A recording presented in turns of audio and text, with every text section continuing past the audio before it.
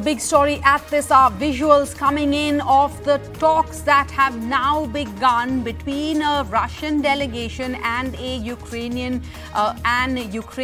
delegation. These are the live visuals coming in right now. This is the meeting around which all eyes across the world are focused on right now, holding strong against the Russian invasion and retaining control over its major cities. Ukraine has started speaking to Russia on finding a way possible. Is that possible? Because Russia has said that it wants to reach an agreement with Ukraine, especially about Ukraine adopting a neutral status. The Ukraine presidency says it wants an immediate ceasefire and a withdrawal of Russian troops. Now, Ukraine agreed to hold talks with Russia at its border with Belarus near the Chernobyl exclusion zone after a call between the President Vladimir Zelensky and the Belarusian leader Alexander Lukashenko. Now, the move comes in the backdrop of protests against Russia growing both within its borders and beyond them.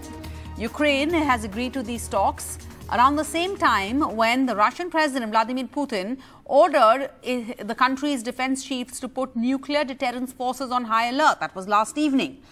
The US then slammed him for how Washington puts it, manufacturing threats that don't exist because his invasion of Ukraine has been halted. Meanwhile, even as these talks have begun, the United Nations Security Council will be holding a rare emergency special session of the General Assembly today to discuss Russia's attack on Ukraine. India, interestingly, abstained from the procedural vote, but India says that New Delhi welcomes the talks between Moscow and Kiev. Meanwhile, Russia's central bank has announced that it's raising its key interest rate to 20% from 9.5%. This is the West hit the country with sanctions over Moscow's invasion of Ukraine. The ruble has collapsed against the dollar and the euro on the Moscow Stock Exchange. Let's go across to Jyoti here. She joins us now. Jyoti, I want to first ask you for an update. I think you have Indian students with you, but before we get to that, because that, of course, is our big focus, I quickly just want to get an update from you about what you know about these talks that have begun between the Ukrainian delegation and the Russian delegation. Are there expectations from this meeting? I know it's not a really high-level meeting. It's not the president's, of course. It's the first step going forward. But what are the expectations, given both sides are coming to the table with strong demands and inflexible demands, it seems? Well, exactly.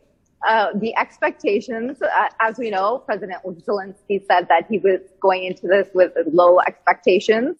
I think on the Russian side, they're coming in with the upper hand, coming in with the expectation that since they've already invaded Ukraine, and the only thing, of course, they haven't taken over the major cities, but we also know that at the moment they've only got their light artillery and machinery here. The heavy stuff isn't actually here yet into Kyiv and into the major cities.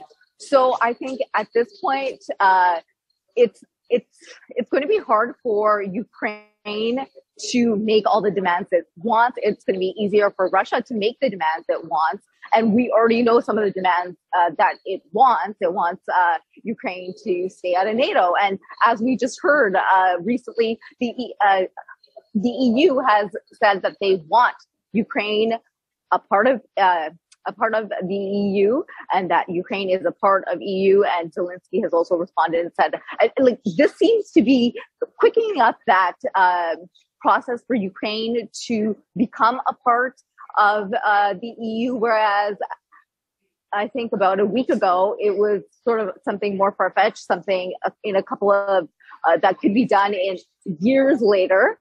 But now that sort of the pace in that has changed. So both sides are going in there with totally different wants and needs. And for them to meet in the middle, it just, at this point, it seems to be something difficult. It's great that they're at the negotiation table and talking. Great for the people of Ukraine. That's the most important thing right now. They're the ones that are suffering on the ground. But we know with all of the talks, the rhetoric in the past week, 2 weeks, even the past few months, it's really going to be hard for them to come to any kind of agreement. You can always hope, but even as you monitor that, Jyoti, on the ground, as you just touched upon this a little bit, it's the people. As we put it in India, the Aam Aadmi, the regular folk who are struggling, who are facing hardships, and especially Indian students who are currently at border crossings near across the country, saying they're facing terrible conditions as it's snowing heavily, etc. What can you tell us about the condition of students? I think you have one with you, but what can you tell us about how these students are managing by themselves as preparations are underway, even by our government back home, to get them out? Yeah, the key right there is by themselves.